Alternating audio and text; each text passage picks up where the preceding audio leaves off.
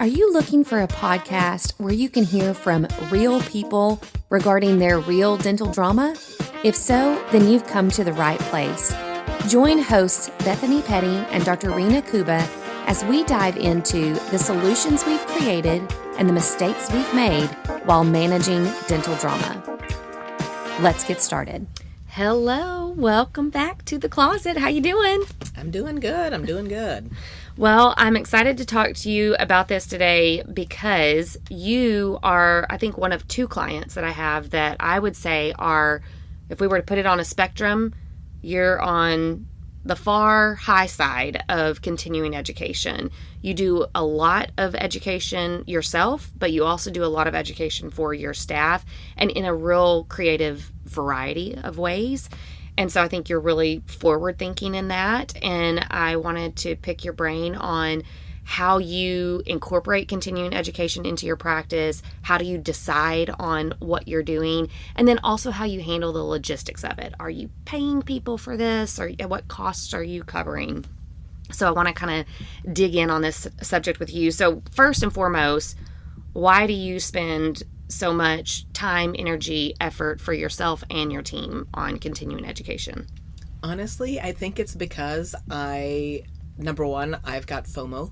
I'm fear of missing out on, is there a new update, a new system, a new product, a new protocol, a new guideline? Like, I just don't want to miss what everybody else is talking about that I might have missed. And me being an introvert and a classic head in the sand person, I worry that I'm missing things. I know I've mentioned before, I don't do social media and things like that. So I'm like, what am I missing that everybody else knows? And I guess the answer could be go do social media then, but I just won't do it. So, but I do have this fear of like, oh, did every other pediatric dentist in the country know that, I don't know, that SDF is out and am I the last one? Like, am I not providing good care for my patients? So I think I've got that. Second, I think, I was never the 4.0 person, so I know, there's some people that are just very sharp and are very intuitive and very book smart and get all of that. I know I was not that person. I was okay. I was not the 2.0, but I was probably a solid 3 point something in there. So I think for me, that's another thing where I'm like, if you're not naturally inclined to being the sharpest tool in the shed, then what can I do to help myself get there? I know I'm super forgetful, so things that I'm like, no, I understood this concept or understood this, and now I've incorporated it in my practice, and now it's just something I do. Yeah. But then if somebody were to ask me about like the what, the why, the science behind it, all of that, I'm like, oh God, I knew that at one point, and I don't anymore. So maybe fear of looking stupid. Yeah. Maybe that's what it is. Maybe it's insecurity. So for me, it's like CE is the best way that I can kind of dig my head out of the sand for an introvert to try to go and say, okay, but I do want to be able to keep up with everybody else in the way that I can that's suitable to my personality. So take some courses just to keep myself abreast of what's going on. That's why I read a lot of these like journals like JADA. I'll always skim through JADA. I look through that dental product report because again I'm like, is this something everybody else is doing and I'm still using some old product? And so I guess it's just insecurity. Maybe that's, if I'm to admit it, that's probably what it is. So yeah. So I like to take CE for myself, and then for my team I think it's I think by the time I get it and understand it, but for me to explain it the same way, I'm just like, you had to have been there. You had to have been there. You had to have heard how they said it. Like, I can't recreate, what they said. And then because that's what I used to do, I think, for years, that's what I used to do. I was just like, oh man, I went to this really good course. They talked about this.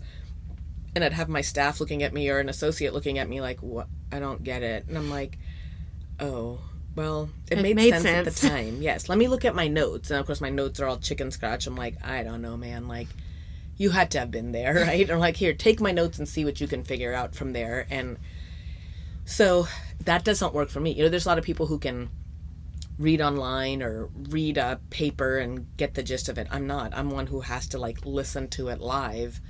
So anyway, so all of that was like, maybe this is what I should do for my staff too, is like give them the opportunity to listen and hear it. And I feel like implementation is half the battle with continuing education. If we're going to invest the time and the money to be able to get to this course or pay this money for an online course even, if we can't take something away from that and implement it, or the implementation falls squarely on the doctor's shoulders, well, then we've lost some of that ROI on that continuing education. So I think that's one of the things that is a key takeaway on this is when you include, it doesn't have to be all your staff members, but when you at least include some of your staff members, you have a better chance of having helpers in implementation when you get back to the office and try to start sorting through the takeaways from the continuing education. And I would say that is a key point, because I feel like that's what I used to do before, where I would just go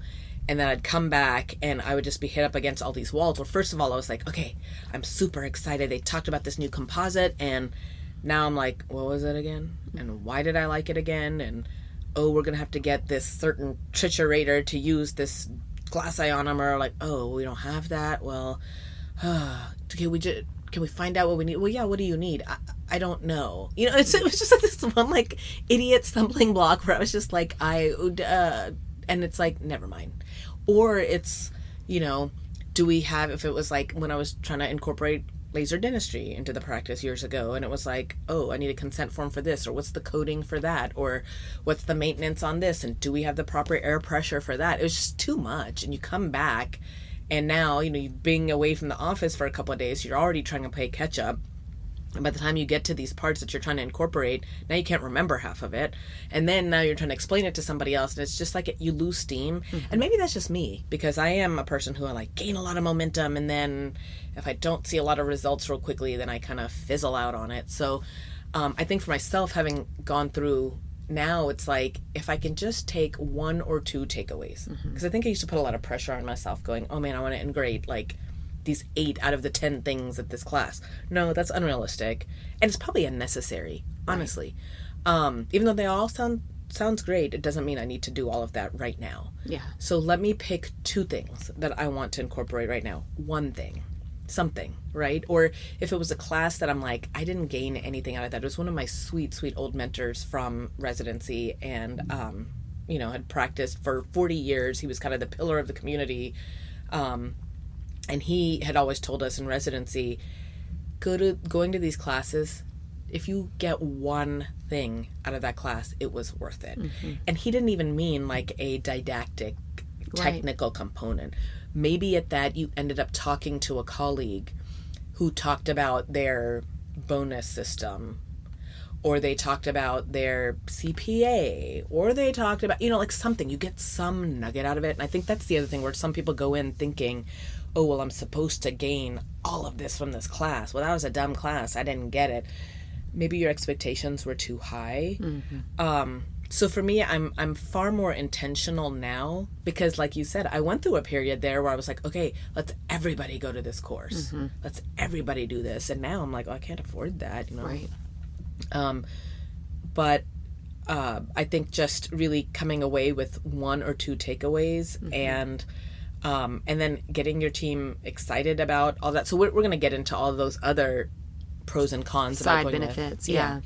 But anyway, that's why I do a lot of CE for myself and then for my team as well, because I found that me coming back, trying to implement things, it was like a waste, like you said. Mm-hmm. Like I could have done all of this, and then I was my own roadblock when I got back. Mm-hmm. So then it was like, okay, if I take 1 or 2 people with me, then maybe we can conquer and divide. Well, divide and conquer. They become ambassadors for the implementation when we get back. So it's hard when it's just one person that's excited about something and wanting to make changes, and you're kind of dragging your team along with you. When you've got ambassadors who were there with you and they are also excited about it, then it becomes harder for that to fizzle out. Even if it's a difficult implementation, the tip that you're taking away is hard to implement. When you've got people that were there with you and they're still excited about it, and you put some of that responsibility on them, you have a better chance of 3 team members, including yourself, being able to pull the team along than 1.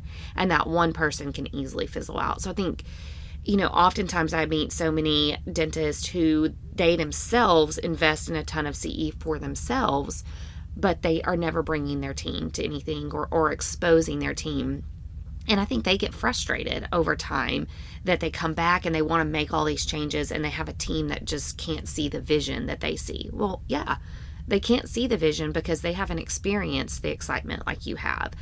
You're not going to come back and speak with the same intensity and passion, and you're not in that environment. Conferences can have kind of this energy where you're just naturally excited and ready to learn something. It's very difficult for a practice owner or a dentist to bring that back to their team. That's why it's important to invest, even if it costs you several $1,000s more, which is often the roadblock. It's like, well, I can go, and all costs are $3,000 for me. If I take a couple of team members, well, now I've just doubled my investment. You've doubled the amount of money that you're spending, but if it means that you're able to bring back and implement more things, then it was worth that additional $3,000. It's worth spending double in my mind for that. Exactly. And so that's where, once I realized that years ago, then I was like, okay, this is a no-brainer. But then I went the other way where I was like, everybody needs to hear this. And I think that's the next roadblock then is, who on my team am I going to take? Mm-hmm. Is there going to be jealousy if these people got to go and that people didn't get to go? Who is smart enough to go, and who is passionate enough about my practice that would want to go, and who has little kids? And so all of those things come up to the surface then. So then you're navigating through trying to figure out, who do you take, how do you take them, and doing all of that. And so, like I said, we did for a while where we took everybody, and that was exceedingly expensive. And so we can get into the logistics here in a minute, because I just reached out to another colleague to ask how they do it. As far as, I know one of the fears for me was, I take everybody and this person learns all about laser dentistry with me, and then 2 months later they go work for somebody else. And so that was really no return on my investment. Mm-hmm. And even that I would argue and say it might be, though, because at least the 2 months you had them, maybe they helped figure out how to, hook up the laser and troubleshoot it and help you get your forms filled out and help you do your soft explanation with patients while you were trying to figure out, what was the best way to start explaining this to a patient and how are we going to bill it. And so you probably did gain something, but it does leave you with a bitter taste in the mouth. For sure. This person could leave. I've even had colleagues that say, you've spent so much on your staff and all for what when they leave. And I was just like, I'm not going to let you bring me down with that, though. I don't think the goal was to bring me down. I think it was just as an observer who's not a practice owner, just kind of watching. And I said, well, at least for the time that person was in this practice, they did help me implement some of these things. And the practice is in a far better place now because of it. Right. So it's just a mindset, shifting your mindset and thinking about it.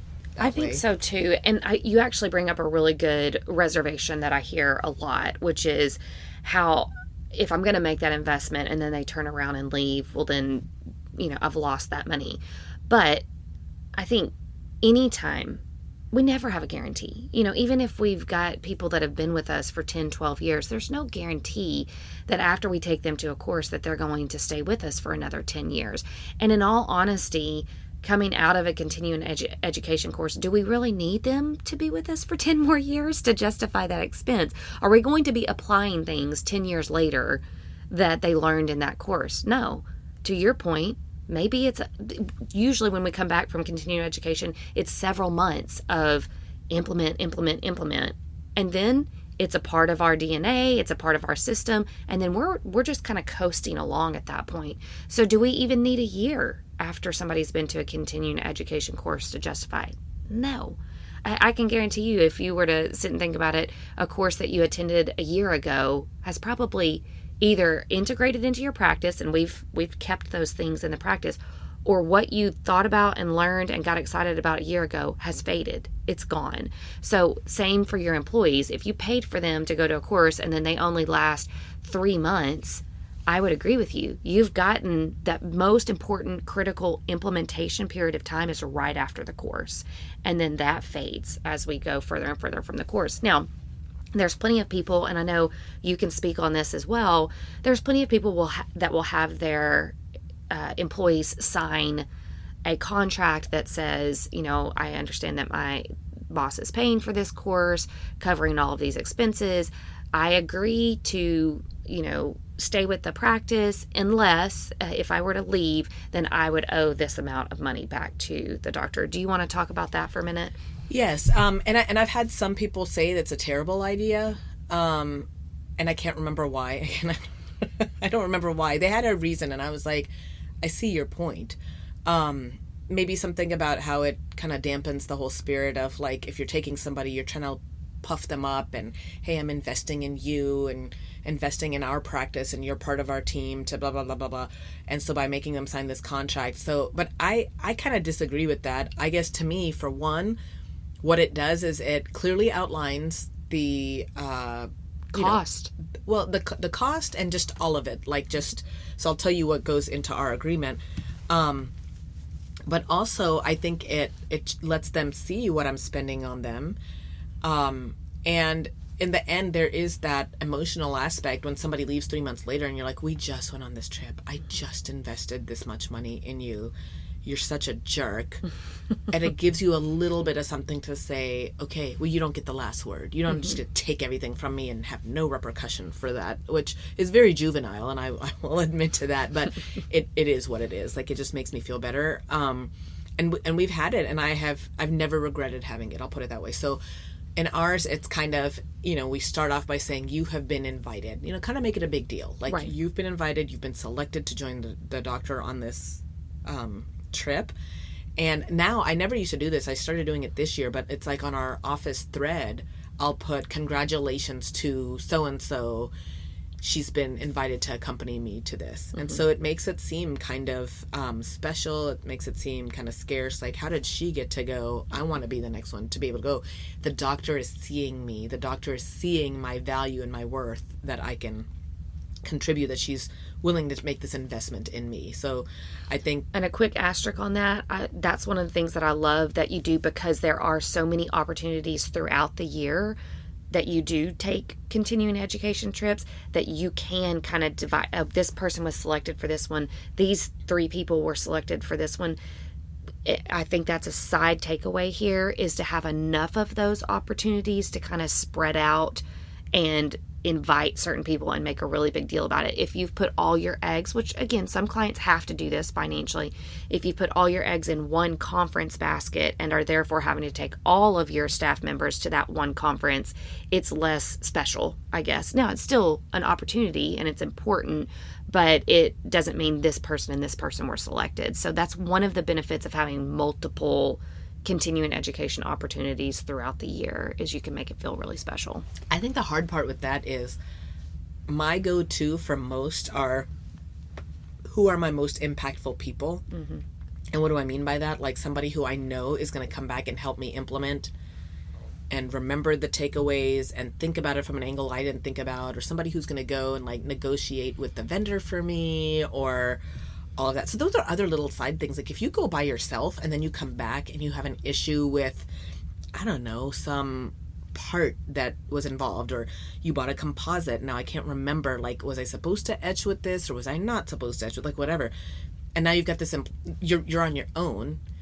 This way I can at least go, hey, so-and-so, you went with me. Remember when they talked about this? I don't remember what they said. Can you call? And, like, they know exactly what I'm talking about. And because they were there, they're excited about it. They want to use it the right way, too. So oftentimes they have the answer. Mm-hmm. They took better notes than I did, and they've got it.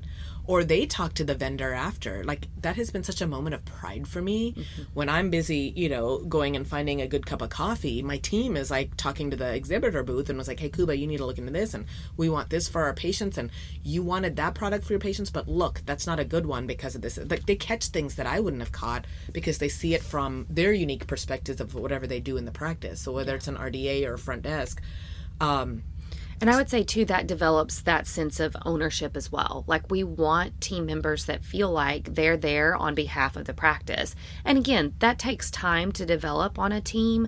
But when they've been hand-selected for this, they have a sense of responsibility when they come on that course. And they know they've been selected for a reason. So then they are out talking to these vendors or going and getting this extra information on behalf of the practice. Then they bring that information to you, who is a very willing recipient of that.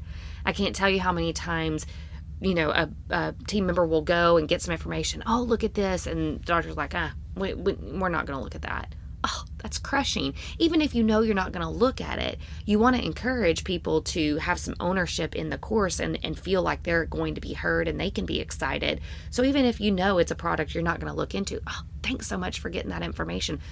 I'm definitely eager to hear more about it, and we'll see if it's a fit for our practice. Go see what else you can find out. And that creates that excitement, and like, I'm a part of this practice for more than just my hand skills as a hygienist. So I think that's a really important takeaway too. Well, and that exactly, I think before it would be like, they come back with something, I'm like, you're wasting my time. Why did you bring this to me? This is obviously not something we use in a pedo practice. And not that I would ever say that, but I was thinking that. I'm like, oh, I guess I'm not going to take this person to a conference again because they totally missed the mark. But then I'm like, that was me missing the mark, because they are trying. So that, to me, I should use that as going, okay, they are unaware that this is not really for pedo practice, which tells me so much right there. Okay, but they're interested. How do I gear them towards, like, that's a moment of me to clarify something about our own practice or about our own services or something that we do. Mm-hmm. Or even down to, again, like, I could bet you half my team has no idea that I'm a board certified pediatric dentist and what that means. They have no idea. They have no idea why I'm a pediatric dentist and what separates me from somebody else, or right, what the endodontist or the orthodontist or the general practice, like what each of our, strengths are and what different things we bring to the table. I would bet my team has no clue as to any of that, which, you talking about it is kind of like, well, I don't want to be like, oh, fluff, look, like for a general dentist going, oh, well, I'm an AGD or I'm an implant, blah, blah, blah, blah, or whatever it is. And for your team not to know that. And for us, a lot of times we don't tell our teams because it sounds like we're puffing ourselves up. On the other hand, who needs to puff us up? Our team, to our patients. They need to be endorsing us. And if they don't know what and why we offer, or I still remember one of my team members, I hand select their courses for them. For example, we're in Dallas. Southwest Dental Conference is one of our biggest conferences. Excellent conference, very affordable. Just so many good things about that conference. And so I, and it's affordable here in Dallas because it's, you pay by the class, and I don't have to pay for a hotel and all of that stuff. So we almost every year go to that course, or I'll send some people to some part of it.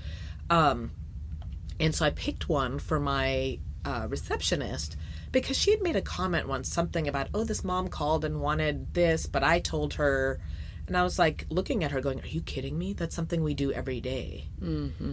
And you made it seem to the mom, oh, I'm not sure, let me ask. And I was like, dude, we have failed. Like, we have failed if our team whoever's answering the phone can't talk about the services that we offer here. Confidently, like, yep. Confidently, or even just knowledgeable. You're the person who answers the phone. You have no idea we do fillings with our laser. Like, that's absurd to me, but that's on me that I have not. So here comes Southwest Dental Conference. Here's a class on intro to lasers, which is, mostly dentists are taking that class.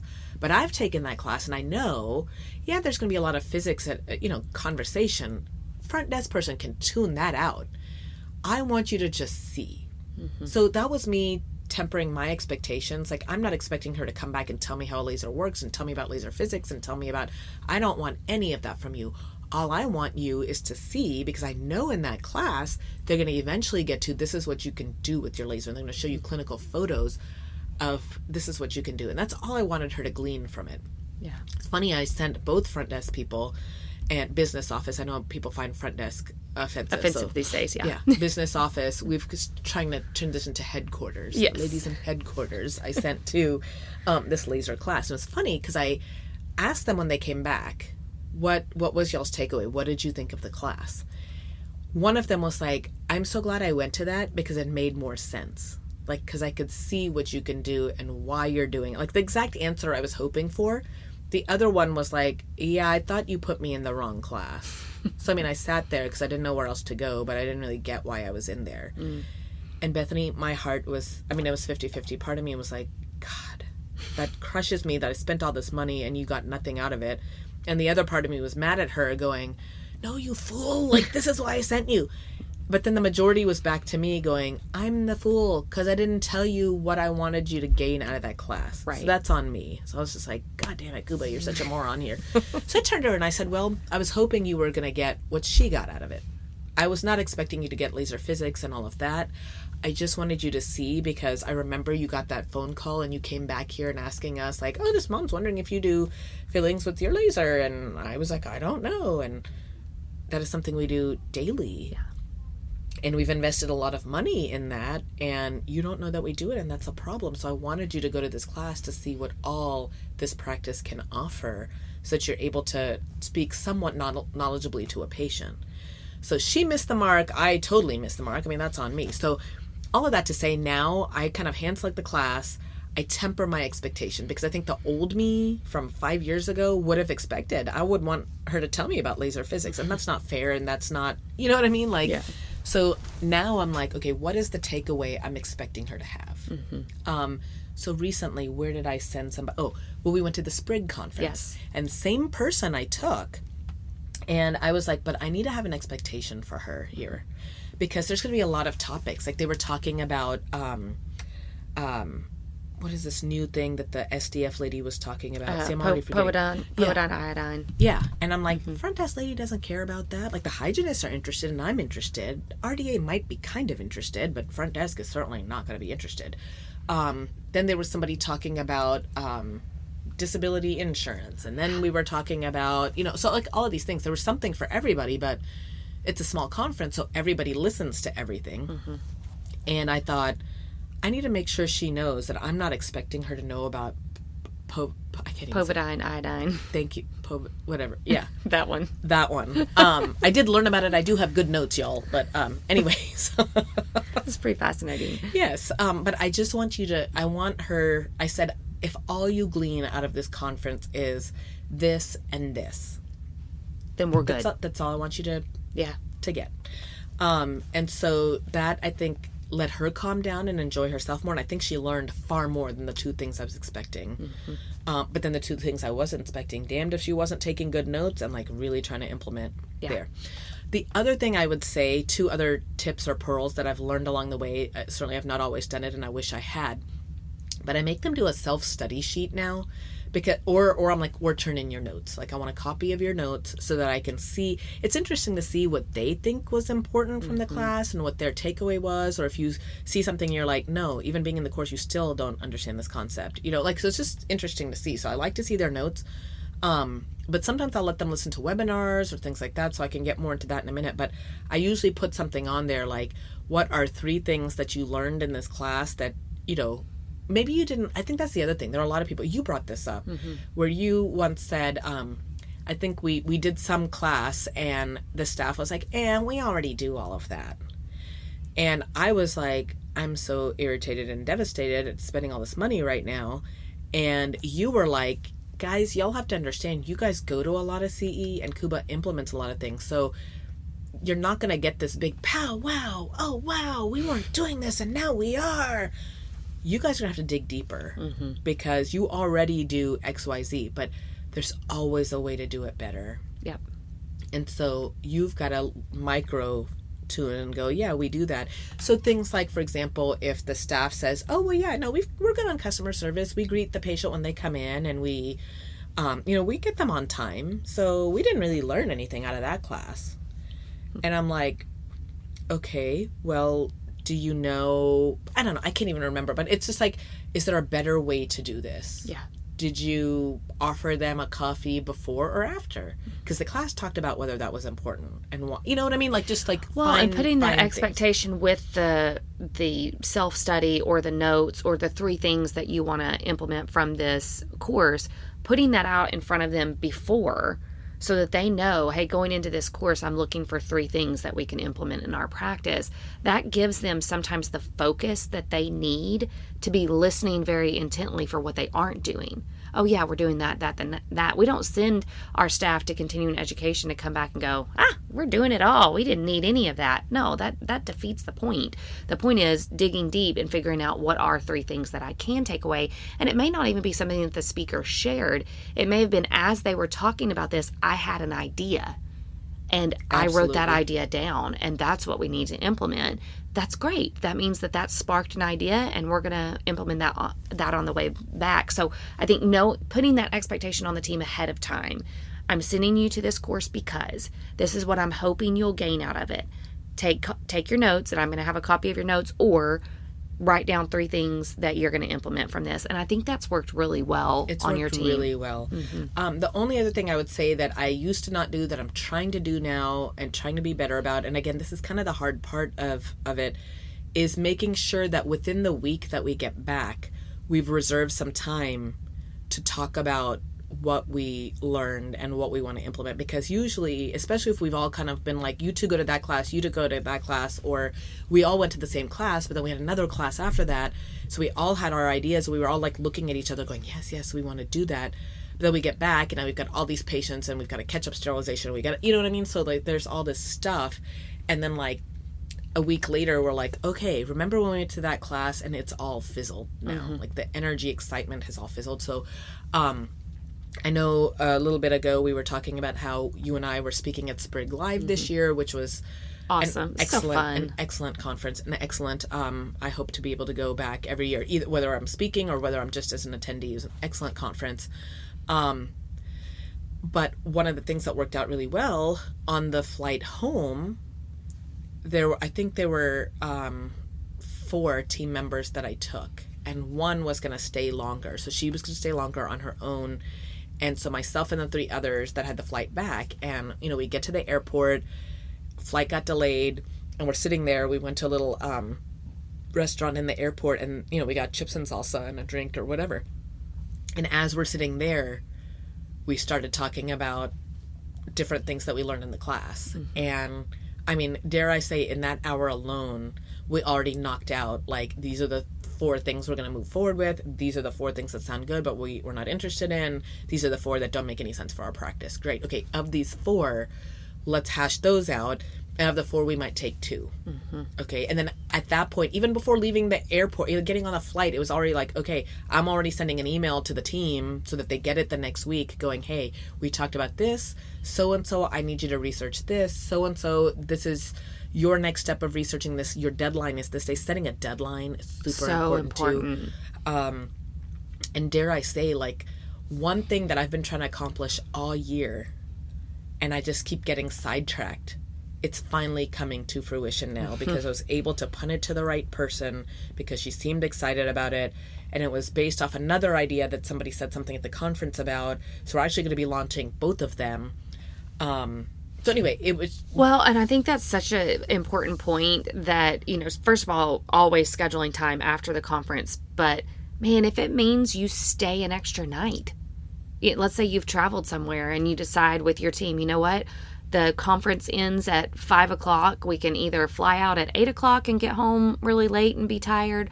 But I'm choosing we're going to have dinner that night. We're going to hash through the conference because we're hot. We're like on fire for all that we just talked about. We're going to develop an implementation plan and then we'll fly out early the next morning.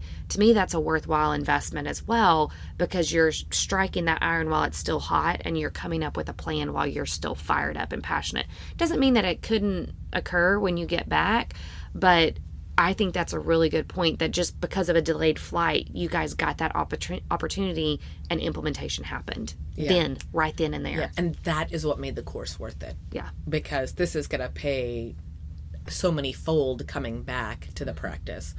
And I think that's where I would miss the mark a lot, where I'd come back and be super frustrated because I'm like, I want to talk through these ideas with somebody and I just don't have time. And then by the time I do have time, it's fizzled. I'm not as excited about it. I don't remember half of it. So it's like, oh, gosh, what a waste. Yeah. I do want to get to, because you had mentioned, so going to a conference, you know, to me, where that's super expensive is, one, especially nowadays, flights, hotels, the registration fee. So all of that is a sizable chunk. Then you look into paying them for being in the class. And, you know, whether you're going to reimburse, like, food and all of that, blah, blah, blah. And then you think about, we're not producing. And so our patients are suffering because we're not in the office. So it can be very exceedingly costly. So then my advice then, though, is... And you pay for everything, right? So you pay for... Not always. And I've gotten a little bit better about that, too. What I was going to say is looking... I think a lot of conferences, too, try to look for times that they know... for example, AAPD is always at the end of May. Why? Because end of May, like, there's nothing going on in our offices. Or Southwest Dental Conference used to be in January, It's like mid-January. late August now. Now it's late August, right in Texas after school starts back. Like, brilliant timing to get people who are kind of going, ugh, I'm just done with the summer burnout. And now there's nobody in my office for a couple of weeks, so let's go. So I think making sure you're looking for classes that are at times that, aren't as impactful. Yeah, our slower times. Times. And, I've heard other offices that do that too. Like, normally we don't work Friday, or normally we don't work Saturday, but because last weekend we were out, we're going to make that up this day. So just thinking about those logistics, that way it's not such a financial production implication. So that's one thing. Now, when you say, what are we paying for with the team? I look at it as, if I really want this person to go because I think this is going to be in their wheelhouse and they're going to learn a lot and help me with this, I've got to make sure that, for example, a lot of my staff still has young kids, so that might be difficult for them to go. For most teams, if I made them pay for a flight or made them pay for a hotel, that's the end of it right there. They're not going to go. It's too expensive. Yeah. So I typically pay for the hotel. Some people do 4 people to a room. I do 2 people to a room. If somebody wants their own room or wants something else, I'm like, well, then what I would have spent on the hotel was $400. So that was for 2 people. You want to do your own thing. Here's your $200, which still kind of bites me then, because then I've still got to pay for that $400 room plus a $200. But that doesn't happen too often. It's very rare, in fact. And then I'll pay for flight. Now, flight again, like sometimes we'll do, for example, when we went to Sprig, I picked the earliest morning flight out on Thursday because it was the cheapest, the red eye, right? And I'm assuming the team wants to have fun in Vegas that day, so we picked the earliest flight. Well, we had one that she wanted to work. She's been to Vegas a ton of times. She didn't care to go play in Vegas. She wanted to work and then fly out at night. So again, the early bird flight, I spent $300 on everybody's flight. Your later flight costs $400, so I'll pay the $300 for that. You can pay the $100 difference, and that's worked out really well. Yeah, as well. As far as what I pay them for, I think this is where it could get dicey. I don't know if it depends on state laws or whatever that you're required to pay them for. Somebody told me the other day that you're required to pay them for the flight time too, and I was like, that doesn't make sense to me because we don't pay for them to drive from their home to the office, so why would I pay for them? So anyway, but that's why I do a contract. I make it very clear. And for example, at Sprig, I wasn't exactly sure how many hours we would actually be sitting there learning things. So I was like, well, do I really want to pay them 9 hours on the clock? No, I'm not going to do that. I'm paying a total of 6 hours. We will be in class all day Friday and all day Saturday, but I'm only paying 6 hours. So to me, because I made that very clear in the contract, because this is what I'm paying for, I'm going to pay for these meals, I'm going to pay for this. So I just put the terms of what I want to do. So for example, if I know like you're going to have to take an Uber to the airport, or you're going to have to park at the airport, or you're going to have to, a lot of times I'm like, I'm not responsible for that. Because I know a lot of these girls can have a significant other that can carpool and take them and all of that stuff. Like same thing I would do. Like my husband's going to drop me so I don't have to leave my car there and pay for parking, etc. So I just put the terms of everything that I'm going to do in that contract. And then I say, once you have signed this and committed, it doesn't matter. I don't care if it's a death in the family, a broken bone, whatever. If I've already paid something that I can't get back, then you're going to have to pay that back to the practice. Right. And I make that very clear because I'm a chump. Somebody could come in and give me some sob story and I would buy it. And so I'm like, no, this is not going to be subjective. It's very objective. And so within 6 months, whether you're asked to leave the practice or whether you leave the practice, you're going to pay the office back for your flight, your this, your that. So we had one just now who was supposed to go to Sprig with us. Then she was maybe going to move out of state. And honestly, this is where I was like, this would be really good for her to learn this stuff. Like this conference in particular is going to have some really good things for her role in the practice. But she just told us by the end of the year, early next year, she's going to be moving states. So, and that's where you and I were like, but it's still worth it. Even though the conference fee was going to be like $800 for her, I was like, it's still worth it for whatever she can learn and implement now before she leaves in January. So that's what we were talking about earlier. Like, she's not going to stay long term, but if she can help get certain things implemented in our protocols, that's going to be worth it. But then it turned out she's pregnant and she's moving and all of this stuff. So, but I made her pay it back because I had already booked the flight and I'd already booked. So basically, though, I did it on Southwest. So she still got the credit because I can't take that credit. It's got her name on it now. Right. So I recouped that money, but now she's got credit on Southwest. So she didn't really lose anything. Right. And I took it out of her next 2 paychecks. We split it up. And then her conference fee, luckily, there was no fee to cancel that. And then the hotel, that was easy enough to switch around. So she didn't really owe the practice any money. She just paid us back for her flight. But I've had some that have left within 3-4 months of coming back from a conference, and they pay it back. Yeah. Yeah. And I think that's the beauty of making us feel better about the investment, is that we know at least there would be recouped money if they either bailed out last minute or didn't stay long term. Then we've got some kind of recourse. Yeah. Like even down to because I put on there, we're all going to go, we'll do dinner together or whatever. Well, I ended up wanting to buy them show tickets. We opted on a Cirque show ticket. Is everybody going who's not going? Well, this person had said, no, I'm going to go. She paid back for her Cirque ticket. That's right. Because I already paid for it. I can't get my money back. Can't get it back. So she was out that. Which brings me to, we've talked a lot about implementation at these conferences and how it directly impacts the practice or should impact the practice. But I think there's also all of these side benefits. And the side benefits are just the fun, the memories we create there. Because I got to hang out with your team at Sprig while we were there. We had so many good laughs of just random things, walking around the Venetian, and we'd get cracked up about something. And so there is this side benefit, but even though it's a side benefit, I think it's a really important one, that there's some team bondings, there's memories being created in that. There's FaceTime with the doctor. I'm getting to spend time with the doctor in a way that I don't normally get to spend time with the doctor. And so that connection that we have among those team members, I think, is really important. And it's just a chance for them to have fun. So yes, there's a ton of things we're going to learn and try to implement at the conference, but also we're just going to have fun together. And I think sometimes we forget the value of that, and we are so hard-nosed about, no, we've got to be business the whole time, that we lose out on the benefit of just being able to pay essentially for our team to have fun. One of the ladies on your team had never been to Vegas. Never had the chance to go to Vegas. And she was, wide-eyed and in amazement. It was so fun to watch her kind of experience Vegas for the first time.